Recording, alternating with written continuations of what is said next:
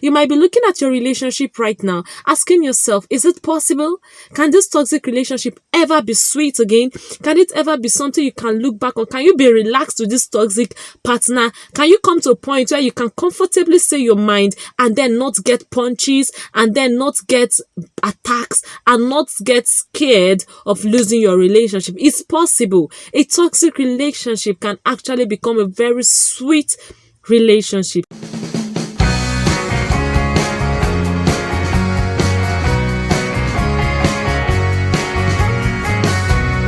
Hello, you're welcome back to my channel. Thank you for clicking on this video. Thank you so much. Today, without wasting our time, I want to go straight to this video. There's a video on my channel that talks about how to know toxic people. And at the end of that video, I said maybe I would do a video on what to do if you find yourself in a relationship or with a toxic person, how to handle it. So today, that is what I'm tackling in this video.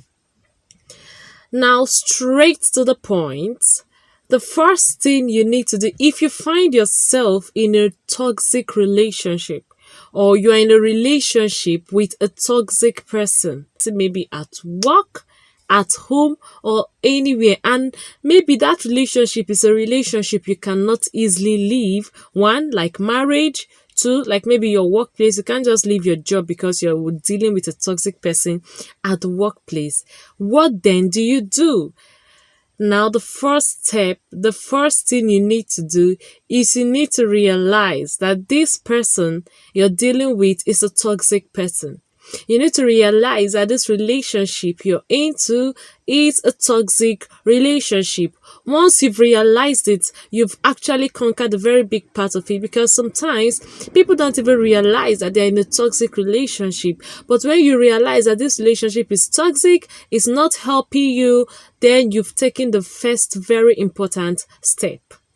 The next step is you have to realize that a toxic relationship is not good for you, or being around a toxic person is not good for you. You have to realize it. You have to tell yourself it's not the best for you. And we've handled the reason it's not the best for you in the other video I did titled How to Know a Toxic Person and the Disadvantages of Having Toxic People Around You. Toxic people are not good for you. So that's the second point.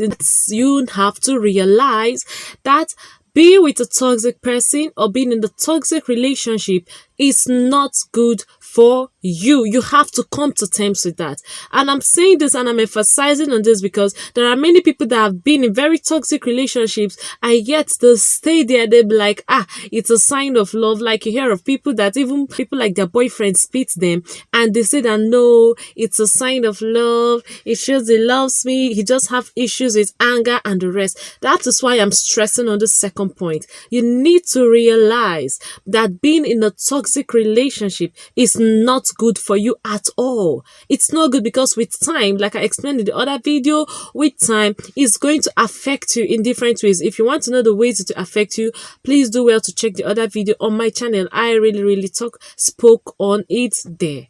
Now, when you've realized one, like we said, the first time you realize this person is toxic, the second one you realize that a toxic person is not good for you, the next thing to do, like I say in most of my videos, is you pray. Yes, you pray about it. You tell God that you've realized that this person is toxic to you, and you've also realized that being around a toxic person or being in a toxic relationship is not good for you. And then, like we are handling today, especially a relationship you cannot leave, you bring it to God. You tell God, this is a relationship you cannot leave, like your marriage maybe, or maybe your job, or any other relationship that you know you can't really leave just because of that toxic person.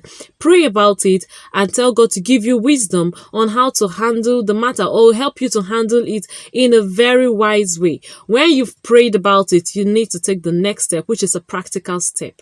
You confront it. Yes, you confront the situation. You confront it. Like now, when it comes to this particular point, you need to be very wise. You need to do it wisely. Sometimes people will hear certain advices, people will hear certain counsel online, and for them to apply, they apply it wrongly.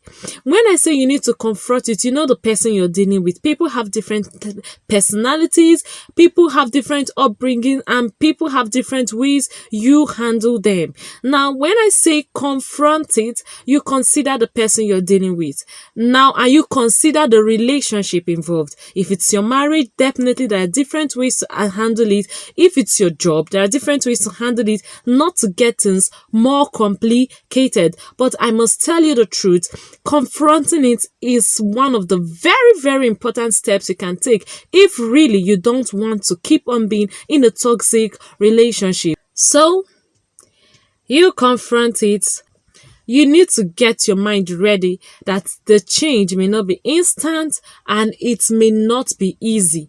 You don't expect a toxic person to accept it wholeheartedly. Like when you're coming to meet them, yes, I discovered that your attitude towards me is toxic, or I discovered this relationship. You don't expect them to take it like to just accept it with a smile or with a friendly attitude. No, most times they wouldn't accept it in a very, very good way. So you need to get your heart ready so that you wouldn't be thrown aback when you want to confront the situation. But then you have to confront it, and you tell them that the reason you're confronting this is because you're still interested in the relationship and it's not something you're going to leave. But then you cannot continue with the relationship with the way things are. If you people are going to live together, if you people are going to work together, then definitely the way things are, and it's not how you would like it to be for life. You can't continue with it the way it is for life. And then you wait and see their reaction. So whatever their reaction is, make sure you make your point clear. Make sure you make your points clear. And your point is you don't want to continue with the toxicity coming from that person, coming from that relationship. And that is why you're confronting it. And because you're still interested in keeping the relationship, you have put it on the table so that both of you can look at it and see what is the best way to handle this matter. And you need the cooperation of that person. Remember, you may not get it that first day. Now, after you do that, I will advise you, don't nag over it. When I say don't nag over it, you're already dealing with someone that is toxic. And at that point, you raise it. Let me tell you, the person may be irritable. The person may even be like, who gave you the guts? Like, how did you get the guts to confront me on this matter? Who gave you the right to talk to me? Like, really, really? Like, how? I don't know if you get. So the person may even be acting more weird than before. The person may even be acting more toxic than before. But remember, I said you should get your mind ready that this person may not take it in so easily. So by then, with they say to be forewarned is to be forearmed. So knowing that this person may not take it easily makes you relax, makes you gives you a defense over their attitude or over what their reaction may be. Now, let me give you another point. I'm going to be very sincere with you. When it comes to handling people and when it comes to handling relationship, now it's not really a general way to solve certain problems. Sincerely speaking, it depends on the person you are working with. It depends on the personality of the person involved in this matter. So if I tell you that there is this particular method that will work for everybody, I may not really be realistic. But these points I have listed here: 1, realize the relationship is toxic. 2, you decide that the toxic relationship is not good for you and you don't want to continue with the toxicity. 3, you pray about it. And then 4, you confront it, but then before confronting it, you make up your mind. You know that it's not something that is going to be very easy. Then now there's a step I'm going to tell you.